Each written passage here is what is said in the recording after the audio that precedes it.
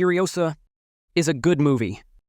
I feel like I have to put that out there before anything else, because contrary to that statement and the video title, this review will focus a bit more on the negative side of things, and you'll soon learn why.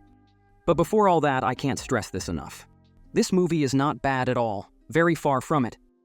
If you loved Fury Road, you will enjoy this just as well, and even if you haven't seen the previous part, it will still be a good action flick as a one-time cinema experience, and you will have a great time while you eat your popcorn and turn your brain off for a few hours. Being a sequel to such a flawless movie as Mad Max Fury Road has that typical dilemma where you're kind of forced into a lose-lose situation. You can do a 180 and make a completely different kind of movie with a different vibe and story structure altogether, and then take the risk to piss off all the existing fans who just wanted to see something similar to the movie or franchise they love so much.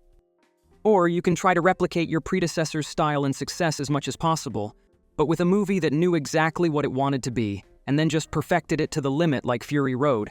It's almost impossible to reach that same level, let alone surpass it. And sadly, Furiosa fits into that framework as well. But first of all, let's talk about the positives, as this will be the shorter section.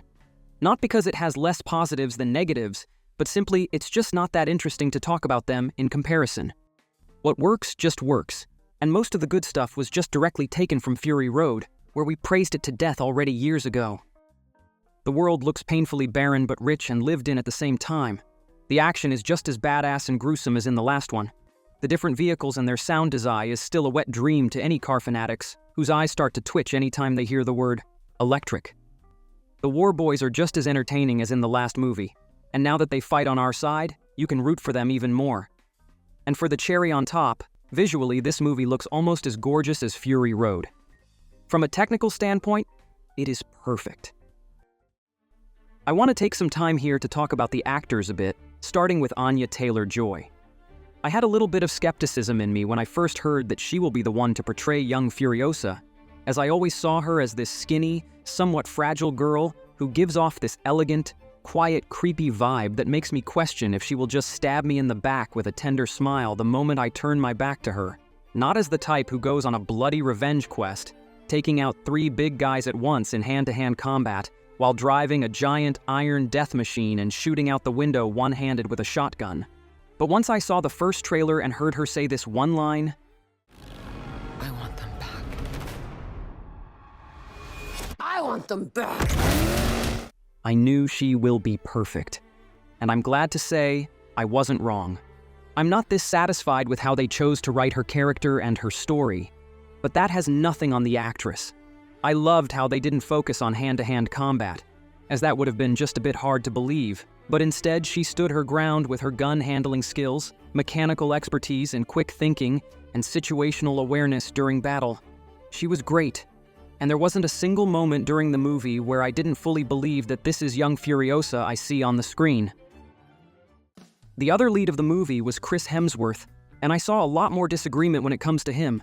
He stands at the edge of being just too annoying and obnoxious, but for me, barely, but he didn't cross that line. Given that in the Mad Max universe, anyone who is still alive must be inherently a little crazy. Someone who is a little bit more crazy than the average just loses some of its interest. These kinds of characters work the best when they're on the opposite spectrum as the world around them. The reason why the Joker is such an entertaining villain is partly because he has the comically stoic and always serious Batman to accompany him. And this is true for Dementus as well, who has the most funny scenes by far, when he is paired with Immortan Joe, who compared to him seems like the most reasonable leader in the whole wasteland. Overall, I still think that he was a good antagonist for the story, and I'm always happy to see Chris Hemsworth in any other role outside of Thor where he can show his range as an actor. It's very apparent that he had a lot of fun with this performance. And now comes the more interesting stuff, the part where I talk about the things that didn't work that well for me, starting with the structure of the movie itself. When I left the theater after the premiere, I had a very strange aftertaste about the action in particular, and that is that I felt like the movie had too much and too little action at the same time. I couldn't really grasp that feeling for a while, or find a reason for it why I thought that. That was the reason why I waited a day or so to even start writing the script for the video. The too little part is the easier to answer. because Furiosa had just objectively less action sequences than Fury Road compared to the runtime, with smaller scale pursuits for the most part. So that one's pretty evident. And that should be the focus point of these movies. That's mainly what people want to see. So then, why did I felt that as if it was still too much? And the answer isn't that the action was too much, but that everything else was just too little. This movie wants just so many events to be packed into one grand journey, that even with a 30-minute longer runtime than Fury Road, it just runs through the story sequences too fast. Fury Road had a lot more action, but it didn't have much else going on besides that, and the whole story took place in the course of just 3 days or so. So the movie could show the events almost in real time as they happened, which went very well with its fast pacing. Compared to that in Furiosa, we have decades worth of smaller individual sub-stories to go through, and because of that, we don't really have the time for any of it. I was looking forward to getting to know more about the green place where she was born, but we only see it for like a minute, and the only new thing we learn about it is that it had peaches and horses. Instead, we have a 20-minute action sequence where her mother tries to catch up to Furiosa's kidnappers, and after that, we just rush through of her being captured and eventually killed, and then time skip. And the same goes for Jack, where we have a 30-minute action sequence where they meet at the end, then a cutaway and time skip, then another 30-minute action sequence before we say goodbye to him as well. And later at the end of the movie, we even have a whole giant epic war between the factions teased to us, only to not show any of it to the audience. And when the whole movie is structured like this, with every set piece and sub-story leaving more to be desired, it's understandable that a 30-minute action sequence might feel unnecessary and like it's overstaying its welcome, when it serves otherwise little purpose in the overall story progression. Like the first supply run we see, which was undeniably cool, but plot-wise, it was only there to demonstrate Furiosa's combat abilities and to have her and Jack teaming up. Spending 30 minutes on that is a big ask when you have so much more to tell. Compared to Fury Road, where the action didn't overtake the place of any larger story. And seeing those events better elaborated in more detail should have been very important for this movie, because being the prequel of a character we already know, there isn't much story here that we aren't already familiar with. From the last movie alone, we know that Furiosa was born in a place of abundance, was taken from there as a child, her mother dying on the 3rd day they left home, her becoming Immortan Joe's Imperator at the Citadel, losing an arm, and well, we haven't heard much about Jack and Fury Road, have we? We already know all that, so the fact that they happen isn't the part that is interesting here. And this movie feels exactly like that sometimes. Just a recap of the more important events in her life, told very briefly and factually. But for that, I can just go to YouTube and watch an hour-long Fury Road explained video. The point of these movies should be to make these already known events more nuanced, more personal. I wanted to see more of how life is at the green place, what people do there and think of the outside world, what kind of childhood Furiosa had there, so it can feel more devastating to see that life taken from her. Same goes with her mother. The shock value shouldn't be in the fact that she dies, but how it affects young Furiosa in that moment and afterwards. But the movie just decides to cut right away. And the next thing we see is just quiet, emotionless Furiosa, who decided she doesn't want to talk to anyone anymore.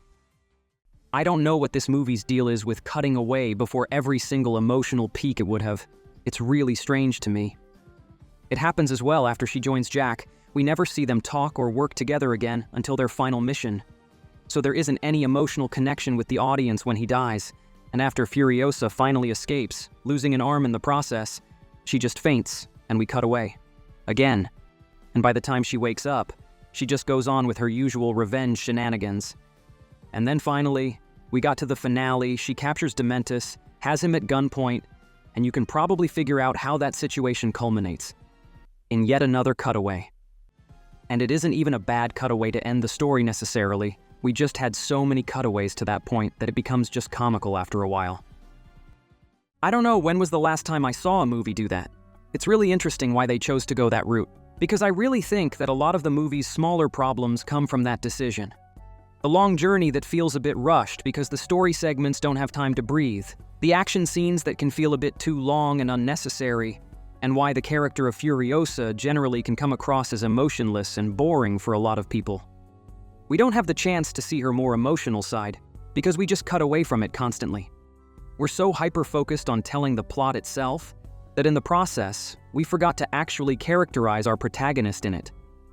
We don't get to see her peaceful childhood, what kind of everyday troubles she had at the Citadel, having to hide her being a girl. How was her life as an imperator, her personal connection and bonding with Jack, or just for her to have a genuine conversation with anyone in general. Anyway, as I was just saying earlier, these are nowhere near big enough problems to ruin the movie for anyone. It's still a well-crafted movie and a genuinely great experience, a very nice addition to the Mad Max saga. And as a long-time struggling Star Wars fan, I really wish for a time to come one day where these are the biggest problems one could say about a sequel. Thank you everyone for watching, and I see you next time at the Immortan Joe prequel.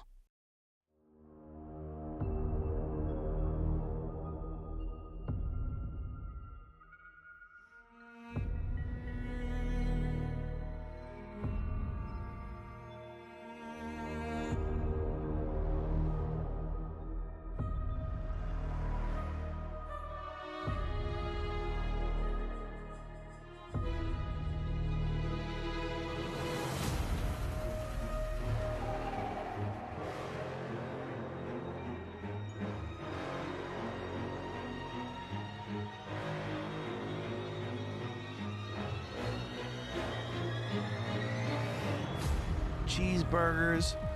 Hello. What the fuck is so funny about me?